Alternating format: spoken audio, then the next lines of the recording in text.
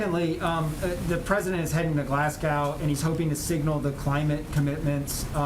That's where I think his American prestige is on the line. Comments are coming from. Absent a complete deal on any framework, is there any effort from the White House to achieve just the climate portion so that he can go to Glasgow with a framework within a framework? I would just go back to what Jake Sullivan said yesterday, which is that global leaders are quite sophisticated. They are watching and following and understand the fact that the president has proposed the most historic investment in addressing the climate crisis in U.S. history, 5 times larger than what was in the Recovery Act. And that is an example of the president and the United States leading on this issue, as we should, as one of the world's largest emitters. We have a lot of work that we need to continue to do.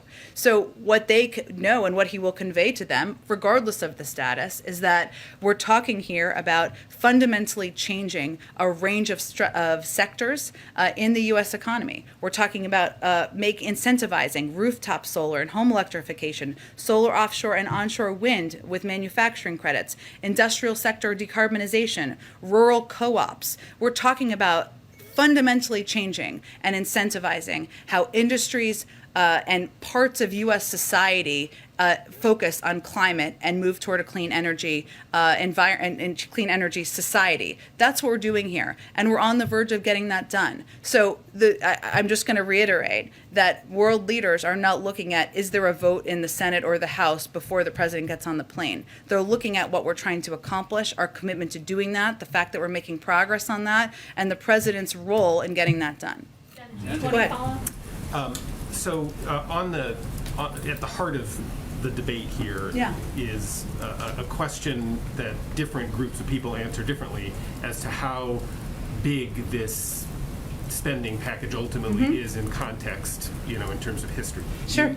The little transcript here tells me you said the word historic 13 times since we started. Counting. It was actually like 9, but then you said it multiple times. Should I tell you what's historic? You ask your question. So here's my question: is where does the White House? The president talked a lot on the campaign trail about FDR, about the Great Society, and Lyndon Johnson. Like, where does if some version of this, in the range of what everybody is now sort of talking about, passes, where does the White House put this in history? Since you used that term so many times, what is this on par with the New Deal? Is this on par with what?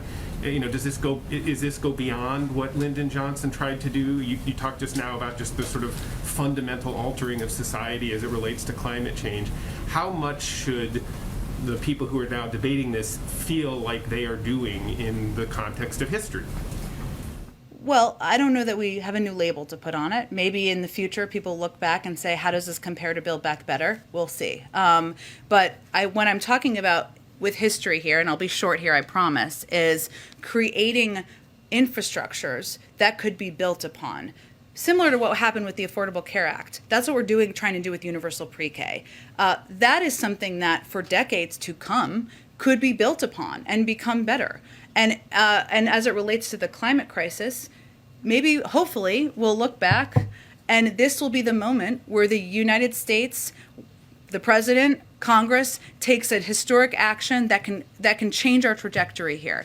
That's what we hope to do with this package. And of course, building on making healthcare more affordable and accessible is something that is a continuation of the historic work that happened when the president was vice president, but vitally important as well. So I don't have a historic reference. I'll leave that to outside historians to do, as much as I've used that term. But the components we're talking about here is, and what it's important, and why I keep using that phrase is because it's important for activists, for Democrats, and for the American people to know what we're trying to achieve here and what kind of impact it could have on their lives. Just one follow-up on that then.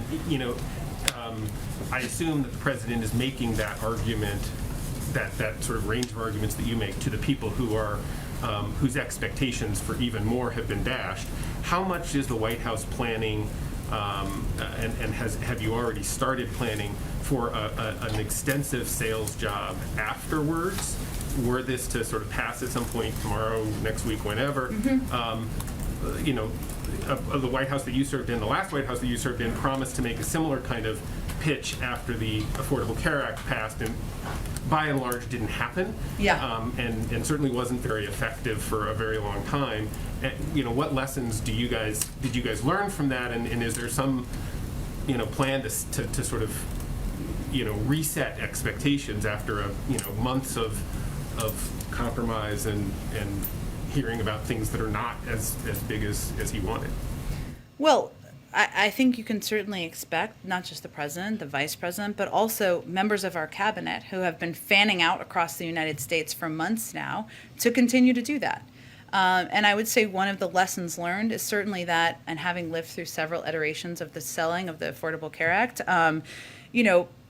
what we learned, I think, by the end of that process is that you need to explain the components of the package and how it's impacting people's lives. And that sounds patently obvious now, but in the time we were selling it as bending the cost curve. I still am not sure what that means. But by the end, we were talking about ensuring that kids who are under 25 could get covered with health insurance, that if you had a pre-existing condition, you didn't need to worry about it. Now, I will say this is instinctual to President Joe Biden. He is somebody, and this is why he's given the number of speeches he's given over the last few weeks, why he's gone to Scranton and Michigan and Connecticut to talk about different components of these packages to bring it to life for people, right? If you care about the climate, this is going to have a huge impact on addressing the issue that is close to your heart. If you were a parent struggling to make ends meet, we're going to give you some more breathing room. We're going to make childcare more affordable. We're going to make universal preschool a reality, right? The things that are going to impact people's lives is how we will continue to talk about this. And it is very clear that once you have a final package and you have what those components look like, it does make it a little bit easier to do that. No question about it. Go ahead.